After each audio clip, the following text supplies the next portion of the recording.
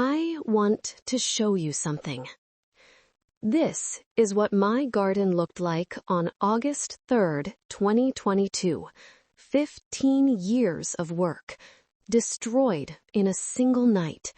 Every tomato plant dead, every pepper plant withered, my cucumbers, my squash, my beans, all of it poisoned, deliberately poisoned. And this is my garden today. Not just restored, better, bigger, more productive, and completely legal despite my neighbor's HOA trying to shut it down. The poisoning wasn't random. It wasn't teenagers. It wasn't an accident. It was my neighbor, Preston Caldwell, who lived in the house behind mine. He poisoned my garden because, in his words, vegetable gardens are unsightly and lower property values in upscale neighborhoods. That poisoning cost him $200,000 in damages, legal fees, and fines. It cost him his position on the HOA board, and it cost him his reputation in a neighborhood where everyone now knows exactly what kind of person he is. But this story isn't just about one man poisoning a garden. It's about what that garden represented. It's about a Black woman growing her own food in a predominantly white neighborhood and being told she was bringing down property values. It's about an HOA that tried to legislate away my right to feed myself and my community. It's about environmental racism dressed up as maintaining standards. My name is Ruth Marie Thompson. I'm 67 years old. I'm a retired nurse with 39 years of service. I bought my house in 2007, paid cash, no mortgage, in a nice suburban neighborhood with a large backyard. And for 15 years, I've been growing vegetables in that backyard. Not because I had to, because I wanted to. Because my grandmother taught me to garden in Mississippi in the 1960s, and it connected me to her, to my heritage, to the earth itself. Grandma Willie Mae passed in 1998, but every time I put seeds in the ground, I felt connected to her. Every tomato I picked was a conversation with her memory. That first year, my little 10 by 10 garden did well, really well. I had more tomatoes than I could eat. I started giving them to my coworkers at the hospital. They loved them, real homegrown tomatoes that actually tasted like tomatoes. The next year, I expanded. A second bed, same size. Then a third.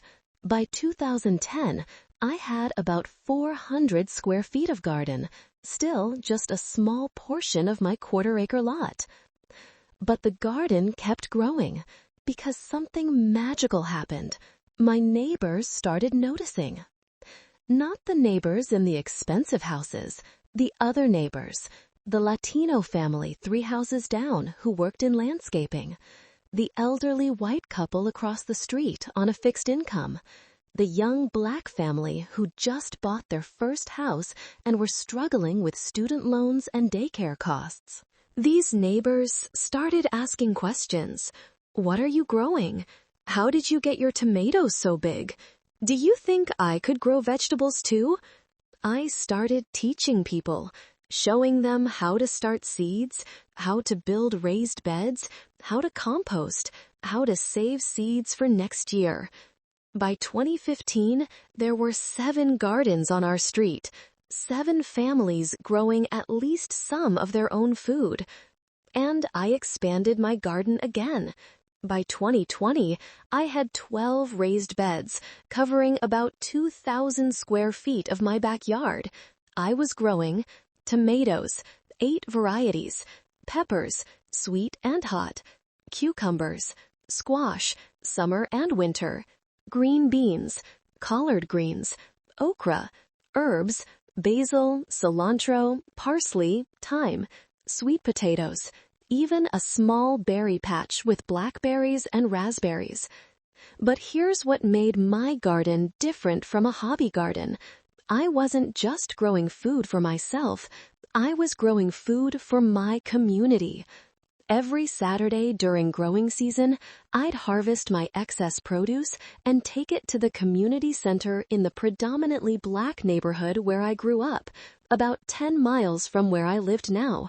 I'd set up a table, free fresh vegetables, no charge, no strings, just good food for people who needed it.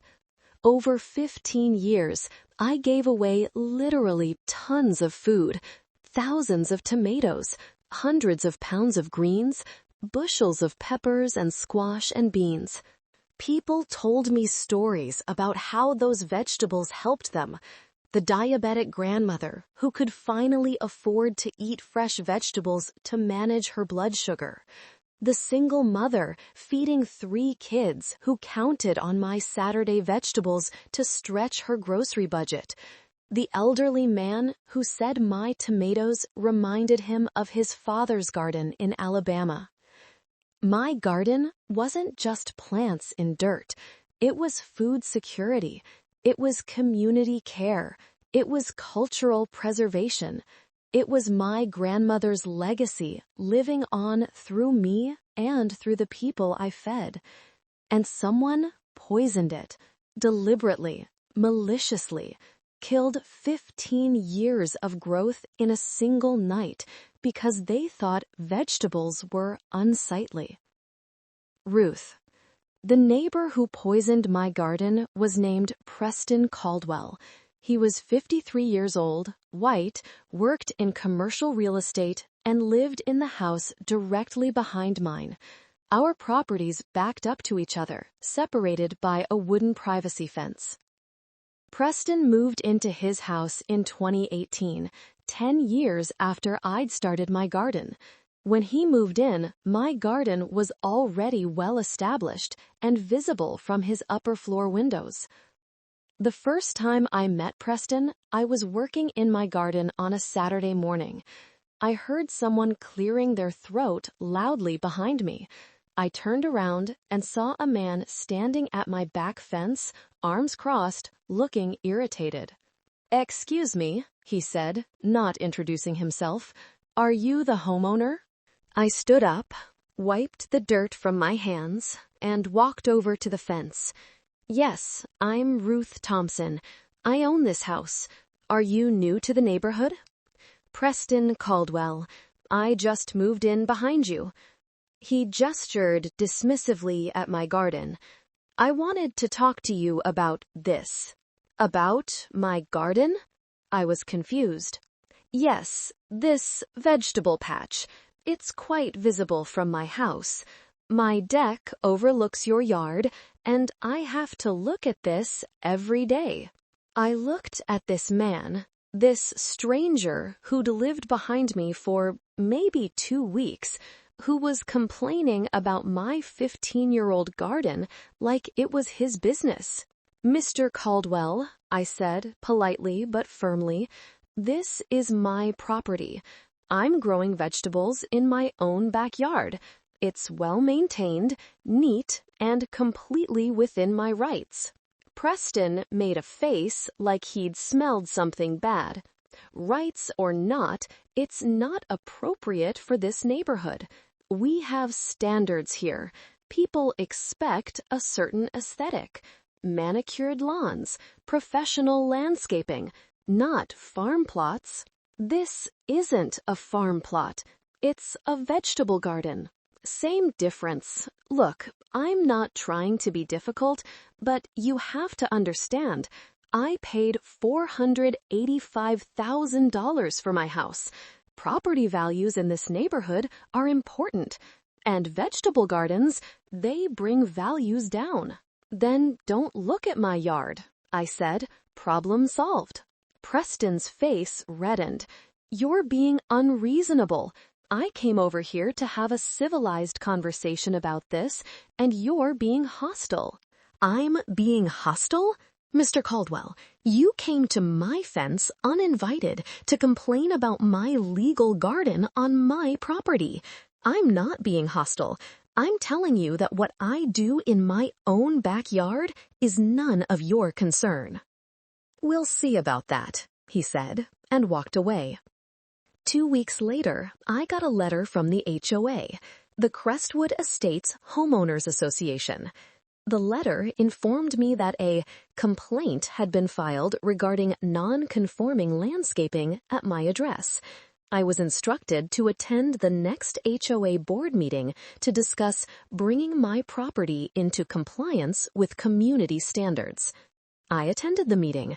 There were 7 board members, all white, all living in the most expensive homes in the neighborhood. Preston Caldwell was one of them. He'd been elected to the board the month after moving in. Preston presented the complaint against my garden. He had photos printed on poster board showing my garden from various angles. He talked about maintaining property values and aesthetic consistency and neighborhood character. Vegetable gardens, Preston said to the board, are appropriate in rural areas or in backyards that aren't visible to neighbors. But Mrs. Thompson's garden is clearly visible from multiple properties. It's large, it's prominent, and frankly, it looks like a farm rather than a residence in a $400,000 plus neighborhood. When it was my turn to speak, I stood up with my own photos of my thriving, beautiful garden in full bloom, photos of children from the neighborhood helping me harvest, photos of the food I gave away every Saturday at the community center. Board members, I said, I've been growing vegetables in my backyard for 10 years, since before Mr. Caldwell moved here. My garden is neat, well-maintained, and productive. It provides food for me and for dozens of families in our community. It's environmentally beneficial. I don't use chemical pesticides or fertilizers. I compost. I conserve water with drip irrigation. My garden is a model of sustainable urban agriculture. The board members looked uncomfortable. Finally, the HOA president, a retired banker named Gerald, said, Mrs. Thompson, no one is questioning your right to garden, but we have to consider the concerns of other residents. Perhaps you could reduce the size of your garden, keep it less visible? Why should I reduce my garden because one person doesn't like vegetables? I asked. Preston jumped in. It's not about liking or not liking vegetables. It's about what's appropriate for this neighborhood. Would you put up a chicken coop? Would you raise goats? Where's the line? The line, I said firmly, is that vegetables are not livestock. Gardening is a traditional, legal, and beneficial use of residential property. And Mr. Caldwell, you bought your house knowing my garden existed. You moved here after my garden was established. I didn't change anything. You did. After 30 minutes of discussion, the board voted. 4 members voted to encourage me to reduce my garden size. 3 members voted against any restrictions. It wasn't a formal rule, just a suggestion, so I wasn't required to comply. Preston was furious. I could see it in his face as I left that meeting. Over the next 2 years, Preston tried everything to get rid of my garden. Complaints number 1. He claimed my garden was attracting pests. The HOA sent an inspector. No pest problems found. Complaint number 2. He claimed my irrigation was causing water runoff onto his property. An engineer examined my system. No runoff. My drip irrigation was actually more water efficient than his sprinkler system. Complaint number 3. He claimed my compost pile smelled. The HOA visited on a hot day. No smell. My compost was properly maintained. Complaint number 4. He tried to get the HOA to pass a rule requiring all visible plantings to be ornamental in nature. The rule failed. Too many people in the neighborhood had small vegetable gardens or fruit trees. In June 2022, Preston came to my fence one last time. He looked different, angrier, more desperate. "Ruth," he said, using my first name without permission. "I'm trying to sell my house. I have buyers coming to look at it this weekend. I'm asking you, as a neighbor, to please do something about this garden. Cover it up, put up screens, something. These buyers are going to see it from my deck, and it's going to kill the sale." "Preston, I'm sorry you're having trouble selling your house, but my garden isn't going anywhere. And honestly, if your buyers can't handle seeing vegetables, they're probably not right for this neighborhood anyway." His jaw clenched. "You're being selfish. I'm being selfish by growing food on my own property? You're being selfish by refusing to consider how your choices affect other people." "Preston," I said tiredly, "we've been over this 100 times. This is my property, my garden, my choice. I've been nothing but polite to you, even though you've made my life difficult for 2 years. But I'm done discussing this. Have a nice day." I went back to my weeding. Preston stood at the fence for a long moment. Then he said something I'll never forget. "You're going to regret this." 5 weeks later, my garden was dead. On the night of August 2nd, 2022, someone broke into my backyard and systematically poisoned every single one of my plants. I discovered it the morning of August 3rd. I went out to water my garden like I did every morning at 6 a.m. The moment I stepped into my backyard, I knew something was catastrophically wrong. The smell hit me first. Chemical, harsh, like concentrated weed killer. Then I saw my plants. Every single plant in all 12 of my raised beds was wilted, brown, dying. Leaves were curled. Stems were drooping. Some plants had already completely collapsed. I dropped my watering can. I actually fell to my knees in the grass, staring at 15 years of work dying in front of me. My tomatoes, 8 varieties that I'd been carefully selecting and seed-saving for a decade, dead. My grandmother's okra seeds that I'd brought from Mississippi in 2008, dead. My pepper plants that had taken 3 years to adapt to our climate, dead. Everything, dead or dying. I called 911. The operator said police would come for a vandalism report, but since no one was in immediate danger, it might be a few hours. While I waited, I walked through my garden, documenting everything with my phone camera. Hundreds of photos, videos showing the extent of the damage, close-ups of wilted leaves and discolored soil. Then I noticed something. Footprints. Large boot prints in the soft soil between my raised beds. And more importantly, a trail of something white and granular leading from my back fence toward my garden beds. I followed the trail to my back fence, the fence that separated my property from Preston's. And there, on my side of the fence, I found a plastic bag caught on a nail. The bag had residue inside and a label, Spectracide Extended Control Weed and Grass Killer. I didn't touch the bag. I just photographed it where it was, hanging from the nail on the fence post. Officer Martinez arrived around 9 a.m. She was professional, thorough. She walked through my garden, took her own photos, collected the plastic bag as evidence, took samples of the white granular substance, and measured the boot prints. "Mrs. Thompson," she said, Do you have any idea who might have done this? I told her everything about Preston's complaints, about the HOA battles, about his threat. You're going to regret this. Officer Martinez took notes. Do you have security cameras? No, I said, and I wanted to cry. I never thought I needed them. This is a nice neighborhood.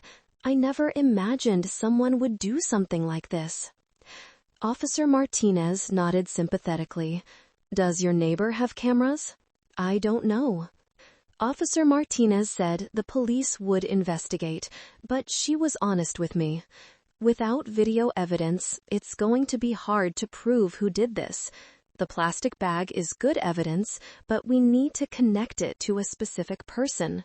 We'll interview your neighbor, but unless he confesses or we find concrete proof, this might end up being classified as vandalism by unknown perpetrator. I called my county agricultural extension office. They sent a specialist out that afternoon. Her name was Dr. Sarah Chen, and she was shocked when she saw my garden. Mrs. Thompson, she said, after testing the soil, your soil has been poisoned with a massive dose of glyphosate-based herbicide. This wasn't spot treatment. This was saturation. Someone sprayed or spread enough poison to kill everything and to make this soil dangerous for at least 6 months. Dangerous? I asked. You can't grow anything edible in this soil for at least 6 months, maybe longer. The chemical concentration is so high that any food grown here would be unsafe to eat. You're going to need to remove all the contaminated soil and replace it. That's about 2,000 square feet, probably 8 to 10 inches deep. You're looking at removing roughly 50 cubic yards of soil and disposing of it as hazardous waste. Dr. Chen estimated the remediation would cost between $15,000 and $20,000, plus the cost of replacing all my plants, seeds, and lost harvest, easily another $5,000 to $10,000. Someone had caused $25,000 to $30,000 in damage to my garden. Officer Martinez interviewed Preston the next day. According to her report, which I later obtained, Preston denied everything. He claimed he was home all night on August 2nd. He said he didn't own any weed killer, a lie. I'd seen the same Spectracide product in his garage when he'd had a yard sale the previous summer. He said he had no idea who would target my garden. He expressed sympathy for what happened, but said he'd warned me that having such a prominent garden might attract vandals. That last part made me furious. He was suggesting that I'd brought this on myself by having a visible garden. Officer Martinez told me privately, Mrs. Thompson, I believe your neighbor did this, but believing and proving are two different things. Without video evidence or a confession, the DA probably won't file criminal charges. But then I got lucky.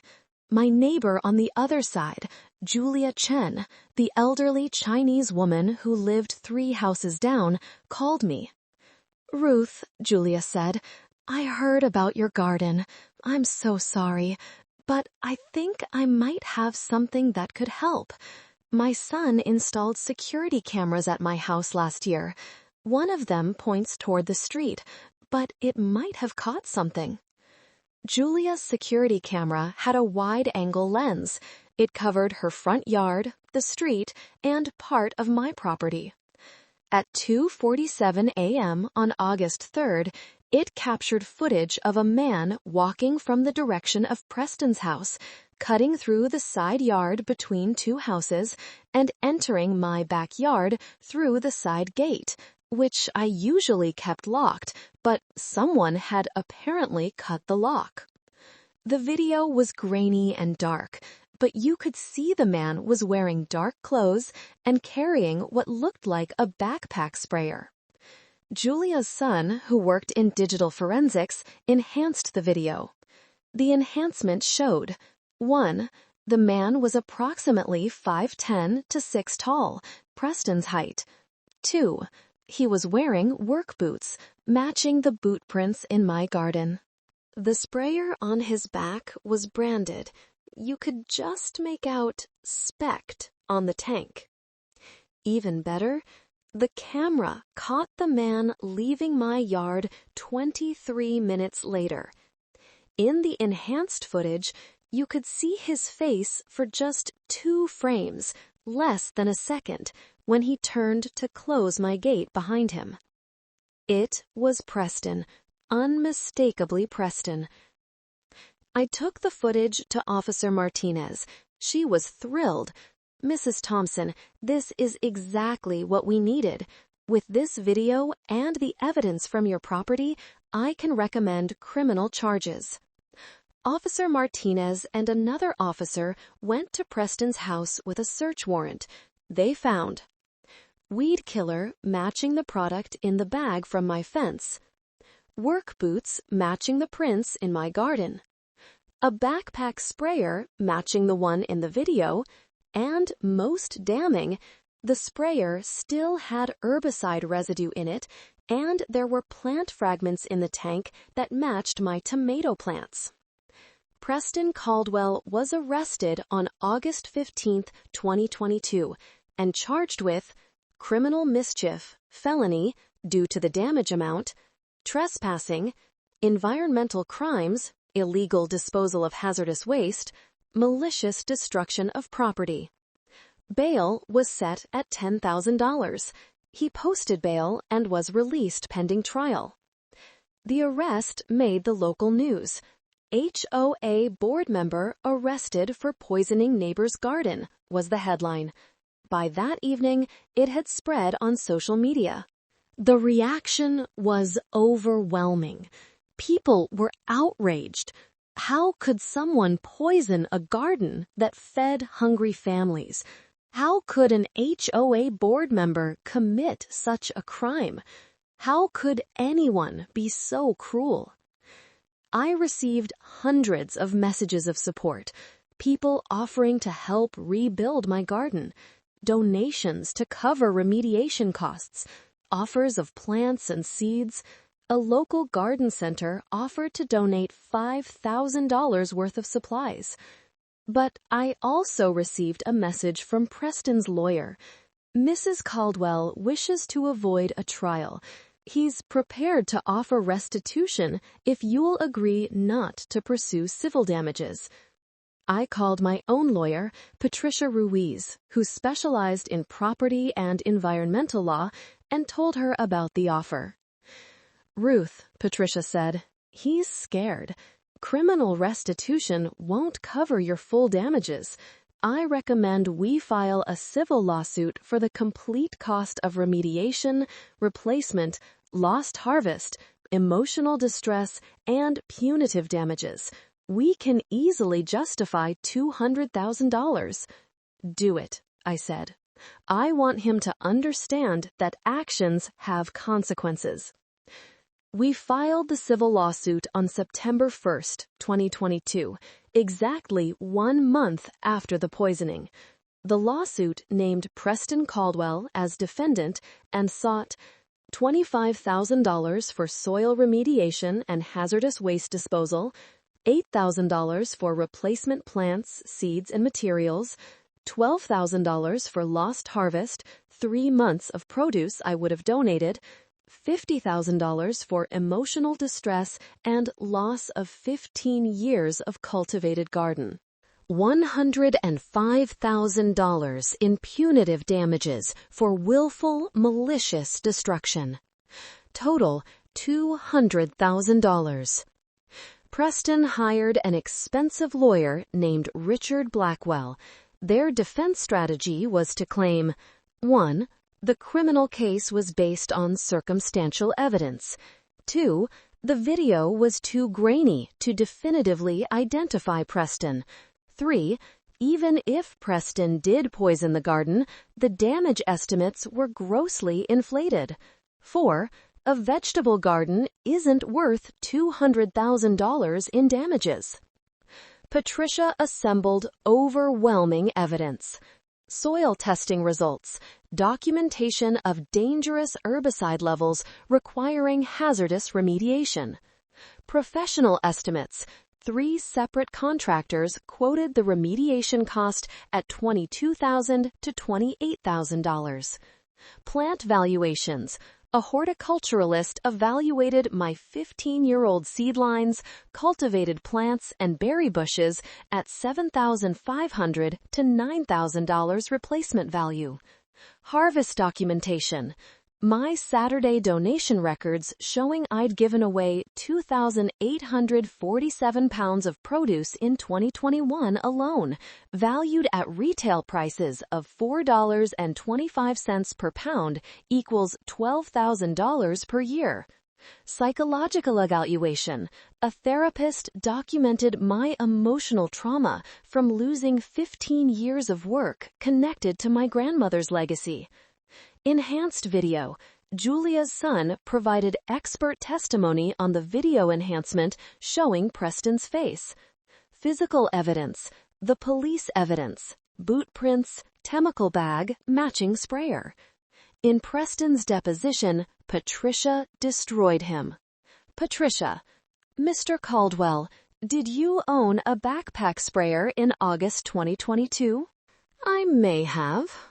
I don't recall specifically. Let me refresh your memory. Police seized a backpack sprayer from your garage on August 15th. Do you recall that? Yes. And that sprayer contained herbicide residue matching the poison found in Mrs. Thompson's garden, correct? My lawyer says I shouldn't answer that. Your lawyer can't prevent you from answering in a civil deposition, Mr. Caldwell. Did the sprayer contain herbicide residue? Yes. Did you use that sprayer to poison Mrs. Thompson's garden on August 3rd, 2022? No. Someone must have borrowed it. Who borrowed it? I don't know. You don't know who borrowed your sprayer from your locked garage? It wasn't always locked. Mr. Caldwell, the video shows you carrying a sprayer entering Mrs. Thompson's property at 2:47 a.m. Do you deny that's you in the video? The video is too grainy to identify anyone. Forensic analysis identified you with 94% certainty. You're saying the expert is wrong? Silence. The deposition went on for 4 hours. By the end, Preston had contradicted himself a dozen times. He'd admitted owning the sprayer, admitted it contained herbicide, admitted he knew Mrs. Thompson's garden was there, admitted he'd complained about it for years. The only thing he wouldn't admit was poisoning it. 2 weeks after the deposition, Preston's lawyer called Patricia with a settlement offer, $75,000. He's running scared, Patricia told me. He knows we'll win at trial, but he's hoping you'll take less to avoid the time and uncertainty of trial. I want the full $200,000, I said, not because I need the money, I don't, but because I want him to understand the full cost of what he did. Patricia smiled. Then we go to trial. But before our civil trial, Preston's criminal case reached a conclusion. Faced with overwhelming evidence, Preston accepted a plea deal. Pleaded guilty to felony criminal mischief. Sentenced to 18 months probation, 200 hours community service, ironically, at a community garden, $15,000 criminal restitution, permanent criminal record. The guilty plea changed everything. In the civil trial, Preston couldn't deny he'd poisoned the garden. He'd already admitted it in criminal court. Now, the only question was, how much did he owe? The civil trial was held in November 2022. It lasted 3 days. Day 1. We presented evidence of the poisoning, the damage, and Preston's guilty plea. Day 2. Preston's lawyers tried to argue the damages were excessive. They brought in their own expert who claimed remediation should only cost $10,000. The plants were worth maybe $2,000. The lost harvest was negligible. Emotional distress damages were unjustified. Punitive damages were excessive. Day 3. Patricia demolished their expert. She showed their remediation estimate didn't include hazardous waste disposal required by law. Their plant valuation ignored the 15 years of cultivation and seed selection. Their harvest estimate ignored 3 months of lost production. My emotional distress was documented by a licensed therapist. Punitive damages were justified by Preston's malicious, premeditated conduct. Patricia's closing argument was powerful. Ladies and gentlemen of the jury, this case is about more than damaged plants. It's about a woman who spent 15 years building something beautiful and beneficial, a garden that fed her community, that connected her to her grandmother's legacy, that represented decades of care, cultivation, and love. Preston Caldwell didn't just poison plants. He poisoned a community resource. He destroyed a cultural legacy. He stole food from families who needed it, and he did it maliciously, deliberately, in the middle of the night, because he thought vegetables were unsightly and lowered his property values.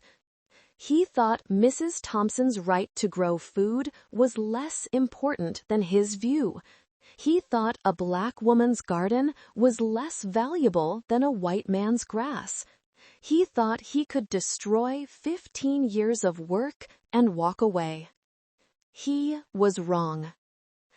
The jury deliberated for 6 hours. When they came back, the verdict was $27,000 for soil remediation, full amount requested, $8,000 for plant replacement, full amount, $12,000 for lost harvest, full amount, $50,000 for emotional distress, full amount, $120,000 in punitive damages, more than we requested. Total, $217,000. Preston went white when the verdict was read. His lawyer immediately said they'd appeal, but Patricia whispered to me, "They won't win on appeal. The evidence was overwhelming, and appeals are expensive. He'll pay." Preston had 30 days to pay or file for appeal. He tried to appeal. The appeals court rejected it within 2 weeks, calling the verdict well supported by evidence and appropriate given the defendant's malicious conduct. Preston paid $217,000, plus his own legal fees, which were probably another $50,000 to $75,000. All told, poisoning my garden cost him close to $300,000. Ruth. While the legal battle was happening, I was rebuilding my garden. The first step was remediation. A hazardous waste company came in September and removed all the contaminated soil, 50 cubic yards, just like Dr. Chen had estimated. They dug down 10 inches across all 12 of my raised beds and disposed of the toxic soil properly. Cost, $26,000.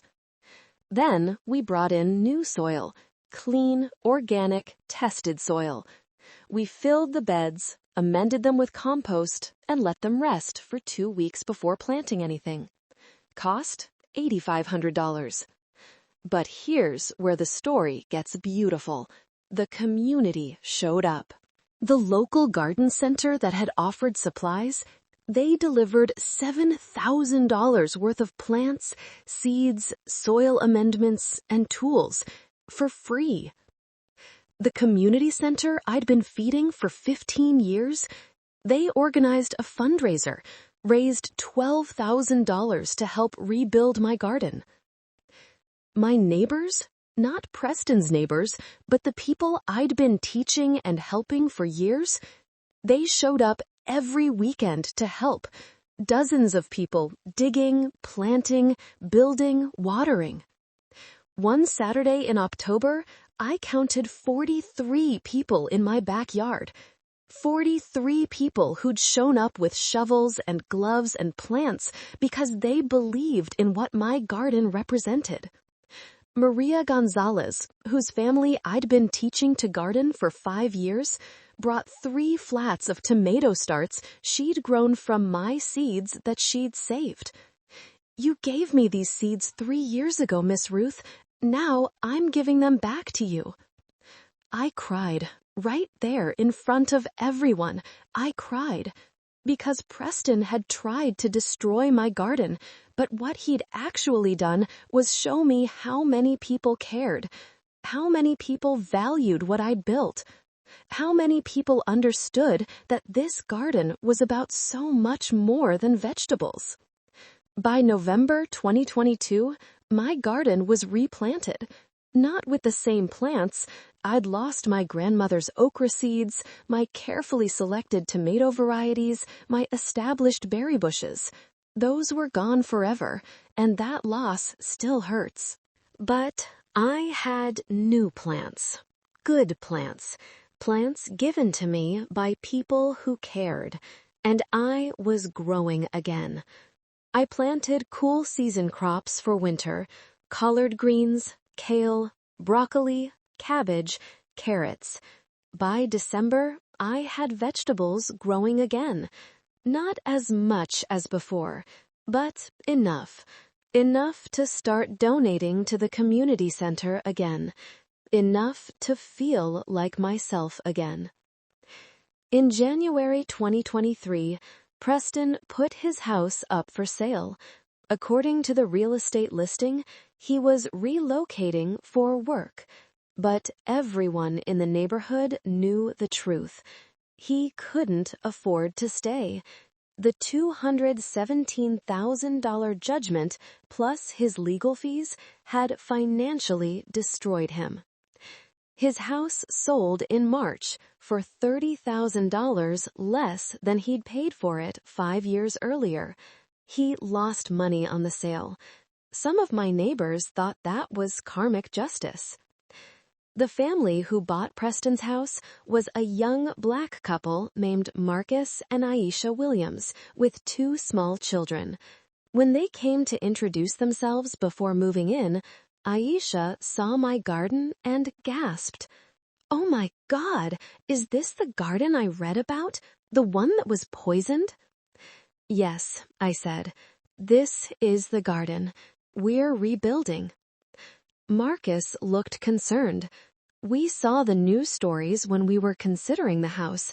We wanted to meet you before we bought it to make sure you knew we had nothing to do with the previous owner, and we think your garden is amazing."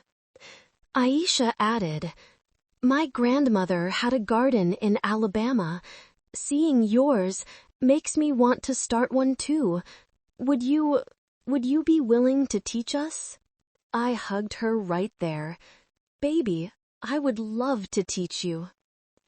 By spring 2023, my garden was thriving again. Not the same garden I'd lost, but a good garden, a productive garden, a garden surrounded by community support and love. I added 4 more raised beds, bringing my total to 16. I expanded the berry patch. I installed better irrigation. I even put in a small greenhouse for starting seeds. The lawsuit money, $217,000, more than covered all my costs. I spent $26,000 on soil remediation, $8,500 on new soil, $12,000 on new plants and infrastructure, $15,000 on the greenhouse and expanded beds. Total, $61,500. That left me with $155,500. I could have kept it, put it in savings, used it for retirement, but that didn't feel right. Preston's money, earned through his malice, needed to do good in the world. So, I created the Willie Mae Thompson Memorial Garden Fund in honor of my grandmother, $100,000 in a trust that provides grants to people in low-income communities who want to start community gardens or food assistance programs. The remaining $55,000, I used it to expand my own garden's mission. I converted part of my backyard into a teaching garden.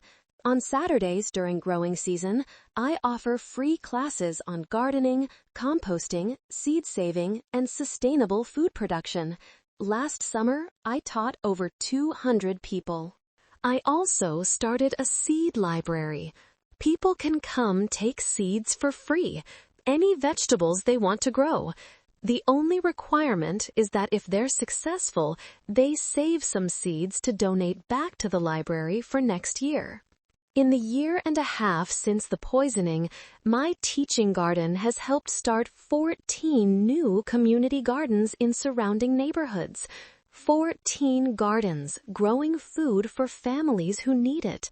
All because people saw what happened to me and decided they wanted to fight back against food insecurity, against control, against the idea that vegetables are somehow inappropriate.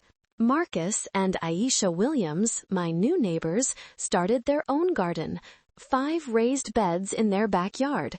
They grow tomatoes, peppers, beans, and greens. Their kids, 5 and 7 years old, help plant and harvest. Those children are learning the same lessons my grandmother taught me 60 years ago, how to put your hands in dirt and grow food. Last month, little 7-year-old Destiny brought me a tomato she'd grown. "Miss Ruth, I grew this myself, just like you showed me." That tomato, that connection between generations, that's what Preston tried to destroy, and that's what we saved. Ruth.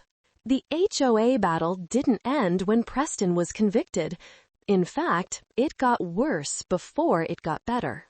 After Preston's arrest, the Crestwood Estates HOA board tried to distance themselves from him. They released a statement. "The actions of Mr. Caldwell do not reflect the values of our community. This was the act of one individual, not the board or the HOA." Because while Preston had committed the poisoning alone, the HOA had enabled his mindset for years. They'd entertained his complaints. They'd held meetings about my garden. They'd made me feel like I was doing something wrong by growing food on my own property. In December 2022, the HOA tried one more time to restrict vegetable gardens. They proposed a new rule. All edible plantings must be contained in areas not visible from neighboring properties or public streets. Essentially, they wanted to ban front yard gardens and require backyard gardens to be hidden behind fences or screens. The rule was scheduled for a vote at the January 2023 HOA meeting, but something happened that the board didn't expect. The gardeners organized. Remember those 14 families I'd helped start gardens over the years? They all showed up to that meeting, plus 50 more people from the neighborhood who'd heard about the proposed rule and were angry about it. The meeting room was packed, standing room only. The board looked nervous. When they presented the proposed rule, Maria Gonzalez stood up. "I want to speak against this rule. 5 years ago, Miss Ruth taught me how to grow vegetables. My family was struggling to afford fresh food. Those vegetables helped us. They kept my children healthy. And now you want to tell me I can't grow food in my own yard because someone might see it from the street? Then James Peterson, an elderly white veteran, stood up. I've lived in this neighborhood for 30 years. I've seen a lot of rules come and go, but this is the first time I've seen a rule that's so clearly designed to target one person. Ruth Thompson has been an asset to this community. Her garden feeds people, it teaches people, and what happened to her was a crime that should shame us all. If we pass this rule, we're saying we agree with what Preston Caldwell did. One by one, people stood up to oppose the rule. The young couple who'd started a herb garden in their front yard. The family growing fruit trees that were visible from the street. The retired teacher who'd planted tomatoes in her flower beds. The teenager who'd started a garden for his Boy Scout project. Finally, I stood up. The room went quiet. Board members, I said, I've lived in this neighborhood for 16 years.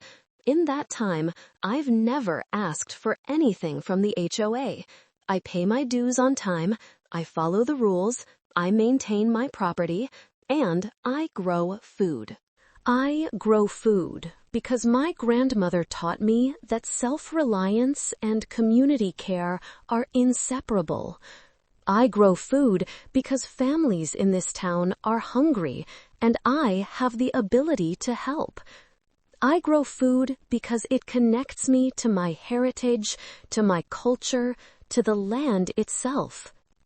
And I grow food because it's my legal right to use my property as I see fit, as long as I'm not harming anyone. This proposed rule isn't about aesthetics, it's about control. It's about a small group of people deciding what's appropriate for the rest of us. And it's rooted in the same mindset that led Preston Caldwell to poison my garden. The idea that vegetables are somehow lesser than ornamental plants, that growing food is shameful, that practical use of property is inferior to decorative use.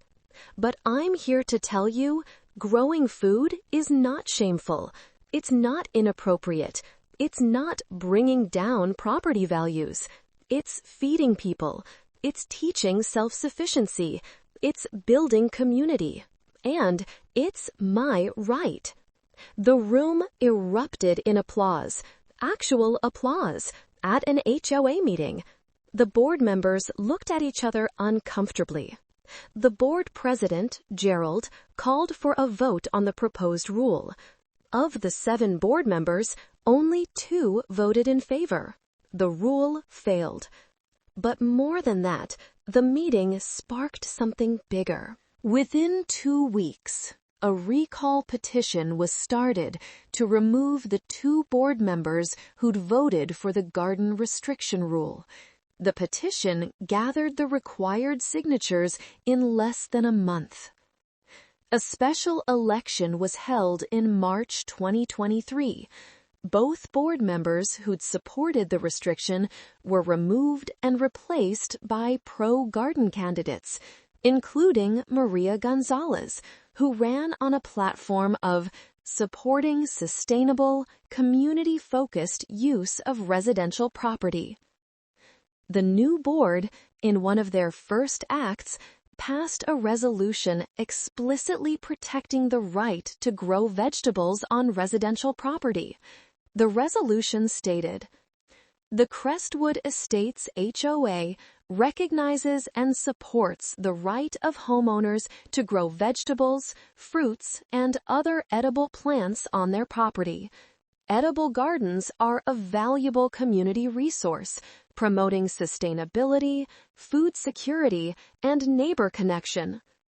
The HOA will not restrict edible gardens unless they violate health and safety codes or constitute a genuine nuisance. In 18 months, my garden went from being under threat of HOA restriction to being explicitly protected by HOA policy. The change was remarkable. The story also got national attention. I was interviewed by gardening magazines, food justice organizations, and even a documentary filmmaker working on a project about urban agriculture and food sovereignty. I didn't seek the attention. I just wanted to grow vegetables. But if my story could help other people stand up for their right to grow food, then I was willing to share it. I was invited to speak at gardening conferences and food justice events. I talked about the intersection of property rights, food security, racial justice, and community building. I talked about how my grandmother's garden in Mississippi in the 1960s connected to my garden in a suburban neighborhood in 2023. And everywhere I spoke, people came up to me afterward with their own stories. HOAs trying to ban vegetable gardens, neighbors complaining about unsightly food plants, code enforcement targeting edible landscaping while ignoring ornamental gardens. The subtle and not so subtle racism in determining what kinds of gardens are appropriate. I realized that what happened to me wasn't unique. It was part of a larger pattern of control over how people, especially Black people, especially working class people, use their property. And the more I talked about it, the more people started fighting back. Ruth: It's been 2 years since Preston Caldwell poisoned my garden. 2 years since I thought 15 years of work had been destroyed forever. My garden today is bigger and more productive than it ever was before the poisoning. This year, I've already harvested over 1,200 pounds of vegetables, and we're only in July. I'm on track to donate 2,500 pounds to the community center by the end of the season. But the garden is different now, in ways that have nothing to do with the plants. Every Saturday during growing season, my garden is full of people. Students from my free gardening classes, neighbors working in their own beds in my expanded teaching garden, kids learning to harvest tomatoes and save seeds, food justice activists taking photos for their campaigns. My garden isn't just mine anymore. It's ours. It's a community space that happens to be in my backyard. And Preston's attempt to destroy it actually made it stronger, made it matter more, made it mean more to more people. I think about that sometimes, how his malice backfired so completely. He thought he could poison my garden, and I'd give up, go away, stop being unsightly. Instead, his crime became a rallying point, a symbol of why food justice matters, why property rights matter, why standing up to bullies matters. I heard through the neighborhood grapevine that Preston moved to another state, Arizona, I think. I don't know what he's doing there, and honestly, I don't care. He's not my concern anymore. He's just a cautionary tale. The man who tried to control what his neighbor grew and ended up losing $300,000 and his reputation. My real joy these days comes from moments like last Sunday. Marcus and Aisha's daughter, Destiny, brought her grandfather, Aisha's father, to meet me. He was visiting from Alabama. He walked into my garden and stopped, just stopped and stared. Then he said, "Lord have mercy, this looks just like my mama's garden. She had a garden just like this in Selma in the 50s. We stood there, Two elderly Black people in a suburban backyard in 2024 connected through our grandmother's gardens from the 1950s and 60s, connected through the knowledge that growing food is resistance, that self-sufficiency is freedom, that teaching others to feed themselves is revolutionary. That's what Preston never understood. He saw vegetables and thought, unsightly. We saw vegetables and thought, survival, heritage, liberation. What happened to my garden is part of a much larger story about who gets to control land, food, and community resources. It's about environmental racism, the idea that Black and brown communities deserve fresh food and green spaces. It's about food sovereignty, the right of people to grow their own food. It's about resisting the pressure to conform to white, middle-class aesthetic standards that value appearance over function. Preston's poisoning was a hate crime, even if the law didn't call it that. It was an attack on a Black woman for daring to use her property in a way that centered community care over property values. And he lost. He lost in court, he lost his money, he lost his reputation. But more importantly, his attempt to destroy my garden ended up creating a movement. Not a big, famous movement, but a grassroots, neighborhood-level movement of people deciding that growing food matters more than having perfect lawns. Since my story went public, 14 community gardens started in nearby neighborhoods. Over 200 people have taken my free gardening classes. The Willie Mae Thompson Memorial Garden Fund has given $45,000 in grants to 8 food justice projects. 3 other HOAs in our region have changed their policies to explicitly protect edible gardens. A state legislator has introduced a bill protecting the right to grow food on residential property. Not bad for one grandmother with a garden. My grandmother, Willie Mae, would be proud. She taught me to grow food 60 years ago on a small farm in Mississippi. She taught me that land is power, that food is freedom, that teaching others is the highest calling. And now I'm teaching another generation, passing on her knowledge, keeping her legacy alive. If you're watching this and you're dealing with neighbors, HOAs, or anyone else trying to control what you grow on your own property, I want you to know you have rights, you have power, and you have community. Document everything. Know your local laws. Get legal help if you need it. Connect with other gardeners and food justice activists, and don't back down. Growing food is not a crime. It's not inappropriate. It's not unsightly. It's survival. It's heritage. It's resistance. It's love. Preston Caldwell tried to poison my garden because he thought vegetables lowered his property values. He was wrong about that. But more importantly, he was wrong about what could be destroyed with poison. You can poison plants, but you can't poison a movement. You can't poison community. You can't poison the determination of a woman who learned to garden from her grandmother and who teaches those lessons to the next generation. My garden is growing, stronger than ever, and so am I. My name is Ruth Marie Thompson. I'm 67 years old. I'm a retired nurse, a grandmother, and a gardener. I grow vegetables in my backyard, and I give them away to people who need them.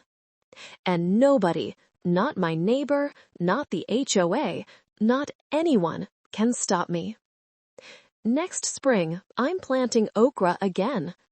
I found a seed exchange that has heirloom seeds from Mississippi. Not my grandmother's exact variety, but close. Close enough. The garden continues. The legacy continues. The fight for food justice continues. And I'll be here, hands in the dirt, growing vegetables, feeding people, and teaching anyone who wants to learn.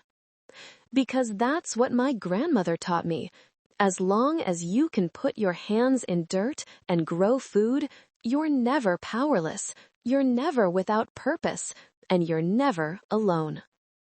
Thank you for listening to my story.